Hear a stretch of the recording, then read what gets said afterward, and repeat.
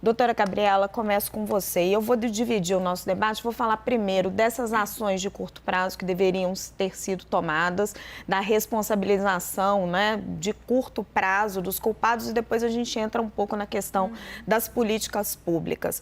O Renan estava mostrando, né, teve um Instituto de Meteorologia que alertou, ontem a gente viu que a Defesa Civil também tinha informado para o risco de chuvas, embora nos alertas da Defesa Civil não fosse assim tão grave, mas fato é que as pessoas não foram removidas dessas áreas de risco. Falharam as autoridades municipais na região? Olha, a gente vai precisar fazer uma apuração mais detalhada, mas até ontem mesmo eu estava assistindo uma entrevista que foi dada pelo diretor do CEMADEM aqui para a CNN, e ele comenta que também o CEMADEM também fez esse alerta, né? O CEMADEM é um centro de controle de desastres, né? Que foi criado pelo governo federal logo depois daquela tragédia que teve no Rio, acho que é de 2000 no governo Dilma, eu não lembro exatamente, mas já tem um tempo que ele foi criado, mas o que eu percebo é que esses equipamentos que a gente tem disponíveis de monitoramento de tragédias, de desastres, que são equipamentos caros, tecnológicos, eles não vêm sendo utilizados da forma correta. Então, acho que talvez, não sei se a gente consegue já de imediato responsabilizar alguém determinadamente, mas a falta de uso dos equipamentos disponíveis, talvez sim. Poderia-se ter colocado, não sei se daria para remover todo mundo de uma vez, de um dia para o outro, mas poderia ter colocado um caminhão com um megafone avisando, olha, vocês precisam sair, é área de risco, né? As sirenes, que antigamente tinha esse sistema de alerta de sirenes, eu não sei por que foi, não existe mais, a gente não ouve mais falar do sistema de alerta. Fazer um trabalho comunitário com as igrejas, com as escolas, com os líderes, com as associações, para quando acontecer esse tipo de risco, você acionar a comunidade. Então, são políticas que a gente tem um alerta, a gente tem como detectar o que existe, mas a gente não tem a política de como fazer isso espraiar para a comunidade, né? E as pessoas também têm muita desconfiança. Talvez se hoje, da forma como as coisas são hoje, se fosse alguém da prefeitura lá, da Defesa Civil, falar, olha, vocês precisam sair da casa porque vai chover, vocês vão falar, eles estão querendo tirar a gente daqui porque vão fazer uma desocupação do terreno, porque a maioria desses terrenos são terrenos ocupados, terrenos irregulares. Então, há um temor de sair da casa e de perder os seus pertences. Então, eu não sei se a gente consegue responsabilizar diretamente alguém, talvez haja responsáveis, mas também não sei se daria para eles fazerem muita coisa hoje da forma como as políticas públicas vêm sendo aplicadas. Então, fica a dúvida. Vou jogar esse ponto da Gabriela para você, porque você até abordou isso ontem, né? Da questão do alerta do celular, e dá muito essa impressão. Por que a gente dispõe de mecanismos, são utilizados em outros lugares do mundo, em outras cidades, e no Brasil simplesmente não funcionam? Pois é, um alerta que tem que ser tanto o alerta do perigo, quanto uma indicação clara do que o cidadão tem que fazer. A sirene também é uma boa ideia, acho que o próprio governador Tarcísio mencionou a necessidade desse tipo de alerta da sirene, que diz, olha, tocou a sirene ou você recebeu no seu celular a mensagem, as chuvas fortes vão vir, vai ter deslizamento, vai ter inundação. Se você só dizer isso para a pessoa, talvez a pessoa nem saiba direito o que fazer a respeito, mas com um destino, um lugar que a pessoa vá e fique segura. Eu acho muito importante que a gente investigue agora e veja se houve realmente culpabilização, se houve agentes públicos que não fizeram o seu dever e a sua responsabilidade, por isso têm que ser responsabilizados pela lei. A gente, ao mesmo tempo, também verifica que o volume de chuvas que ocorreu esses dias lá em São Sebastião foi o maior registrado da história do Brasil. Não quer dizer que foi a maior chuva do Brasil, porque a gente não mede o território inteiro, a Amazônia e tudo o resto, mas o maior volume de chuva registrado na história do Brasil, superando inclusive Petrópolis, que foi no ano passado, superando inclusive uma tragédia que aconteceu em 2020 em Santos e Guarujá, que também choveu muito, mas isso foi 2 vezes mais do que aquela de 2020. Então foi um volume que, com certeza, com esse volume de chuva, a estrutura física ia sofrer, não tem muito o que fazer, é um volume, assim, inconcebível. Ao mesmo tempo, talvez as perdas de vidas humanas, que é o mais grave, né, o mais importante de tudo, talvez a gente pudesse ter reduzido. Esses 46 mortes, quem sabe a gente pudesse ter poupado algumas dessas vidas se tivesse um plano, não de estruturas necessariamente que aguentassem essa chuva, mas um plano do que fazer com as pessoas no momento que o fenômeno climático extremo se aproxima. E vivemos numa época que a gente vai ter cada vez mais fenômenos climáticos extremos. Mais importante até do que encontrar culpados agora, e acho importante encontrar, se houver culpados, eu acho que é a gente conseguir preparar outras cidades brasileiras e próprio São Sebastião para eventos futuros como esse que com certeza virão. Madeleine, queria trazer para você o aspecto humano, que os dois levantaram. A doutora Gabriela disse, se chegasse alguém lá na zona de risco e dissesse, você precisa sair, a pessoa já ia falar, opa, acho que estão querendo me tirar da minha casa. O Joel também levantou um ponto muito parecido, dizendo, você vai tocar a sirene, mas essas pessoas têm para onde ir? Você sente as autoridades públicas preocupadas com isso? Depois da tragédia, elas ficam mesmo, né? Preocupadas com isso.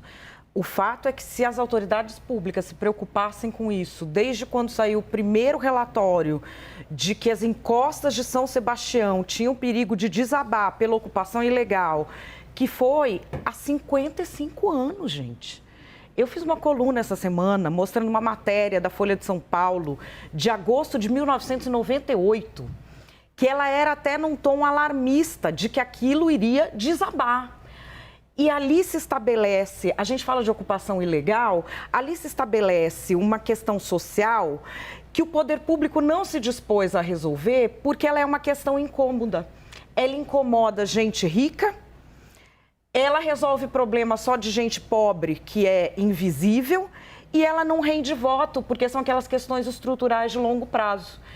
Uma outra matéria que o Estado de São Paulo fez em 2015 apontava que ali existe um problema de loteadores ilegais já. Como você cria muitos condomínios chiques, não tem quem more na região que vá trabalhar nesses condomínios. E você falar, vamos fazer um Minha Casa Minha Vida, ou isso, aquilo, a pessoa precisa se instalar perto do condomínio.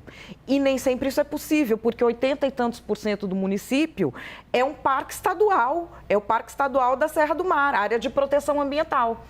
Os loteadores ilegais loteiam ali, essas pessoas vão morar ali. Todo mundo sabe que é perigoso, todo mundo sabe que é ilegal, mas as coisas vão sendo levadas como se essa tragédia nunca fosse chegar. Até que um dia a natureza se revolta, faz a maior chuva já registrada e a cidade não dá mais conta daquilo. Então, toda essa forma de ir empurrando com a barriga problemas que são incômodos de resolver é o que fez a gente chegar até aqui. Não tinha ninguém preocupado com a vida do cara que estava lá no loteamento. Não tinha ninguém preocupado que aquele investimento monumental que alguém fez para comprar uma casa ali, no médio e longo prazo, ele ia ser uma furada porque estavam comprometendo a existência da cidade. Essa preocupação humana, ela não existe. Ela existe na hora de você dar alguma desculpa. E eu não vejo uma mudança quanto a isso agora, também porque a população não enxerga que isso é algo de longo prazo, né? As coisas de longo prazo não fazem muito sentido para a gente. A população? Qual a responsabilidade da população? Não digo que é responsável, mas não dá voto. Você fazer rede de esgoto dá voto? Você fazer planejamento de longo prazo de escola dá voto? Você fazer esse planejamento de São Sebastião, como é que vamos resolver o problema de ter a mão de obra? Você poderia ter N coisas, você poderia ter loteamentos que não fossem nessas áreas e que tivessem um sistema de transporte especial para as pessoas chegarem. Quem já andou de ônibus em São Sebastião sabe. Se você tem hora marcada, você está ferrado se você não tem carro. Poderia ter sido isso feito ao longo de décadas? Poderia. Isso dá voto? Não. É assim que se opera na política. Hélio, vou jogar a provocação da Madeleine para você. Não se resolveram os problemas das ocupações ilegais lá na região e em outras também no Brasil, que acho que a pergunta é mais genérica, porque não dá voto? Olha, Raquel, boa noite, Gabriela, Madeleine, Joel, todos.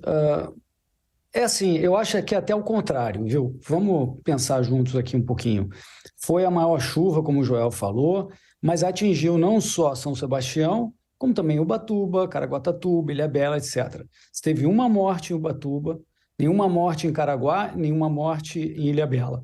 Você teve mais de 40 mortes ali em São Sebastião, particularmente ali na Barra do Saí, num local que se chama Vila Saí, foi concentrada a maior parte das mortes, que eu entendo que era um lixão há um tempo atrás, que as pessoas começaram a construir em cima do lixão uma área claramente de risco, ocupada, e a prefeitura não fez nada. Sobre a questão do voto, eu acho que é até o contrário. Essa ocupação dá voto. Você não tirar as pessoas de lá, dá voto para o prefeito. Onde estava a prefeitura quando essas pessoas estavam lá construindo casebres provisórios, porque elas sabem que a propriedade não é delas, né? Provisórios, rudimentares, perigosos. Essa Vila Saí, ela é de frente para a estrada e é cercada por encosta dos 3 lados ali. É extremamente perigosa. E as áreas de risco são todas mapeadas. Todo mundo sabe onde são as áreas de risco, e ali era uma das principais. Quer dizer, como é que a gente vai dizer que não poderia ter sido evitado? Claro que poderia ter sido evitado, e o erro fundamental foi permitir que essa ocupação começasse, crescesse, continuasse crescendo em cima de uma área que era um lixão extremamente perigoso. Ou seja, do meu ponto de vista, eu acho que essa é a causa fundamental que a gente tem que olhar. Claro que a gente tem que discutir o que aconteceu na véspera, poderia ter melhorado, etc. Mas o que deu voto durante muito tempo foi permitir uma ocupação numa área que a prefeitura sabia que era dela e estava permitindo as pessoas estarem lá numa área de risco. Agora que vem o problema, a gente vai falar só no dia anterior? Não, a gente tem que fazer essa responsabilização desde que essas pessoas ocuparam aquela área, e a prefeitura permitiu.